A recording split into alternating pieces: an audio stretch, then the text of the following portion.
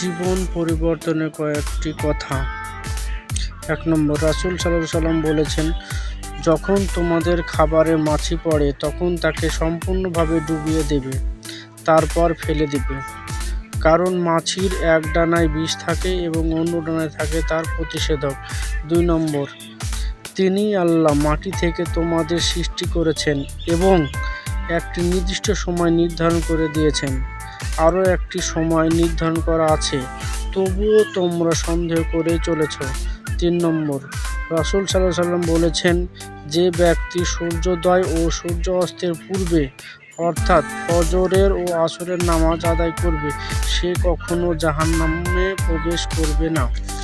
৪ নম্বর, রাসূল সাল্লাল্লাহু আলাইহি ওয়াসাল্লাম বলেছেন, দোয়া ব্যতীত অন্য কিছুই ভাগ্যের পরিবর্তন করতে পারে না এবং সৎ কাজ ব্যতীত অন্য কিছুই হায়াত বাড়াতে পারে না। ৫ নম্বর, রাসূল সাল্লাল্লাহু আলাইহি ওয়াসাল্লামের মতে, নীতিবান হও ওমরের মতো, লজ্জাশীল হও ওসমানের মতো, বন্ধু হও আবু বকরের মতো, বীর হও আলীর মতো।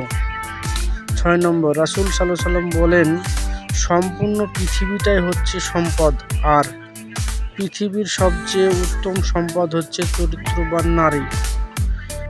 ৬ নম্বর, রাসূল সাল্লাল্লাহু আলাইহি ওয়াসাল্লাম বলেছেন, তুমি যাকে ভালোবাসবে হাসরের ময়দানে তুমি তার সাথেই থাকবে। ৭ নম্বর, হযরত উমর রাদিয়াল্লাহু আনহু বলেছেন, যে ব্যক্তি আল্লাহর উপর প্রবল বিশ্বাস রাখে আল্লাহ তার ইচ্ছে অপূর্ণ রাখেন না। ৮ নম্বর, জ্ঞানী হও তবে অহংকারী হয়ো না। ইবাদত করো তবে লোক দেখানোর জন্যে করো না।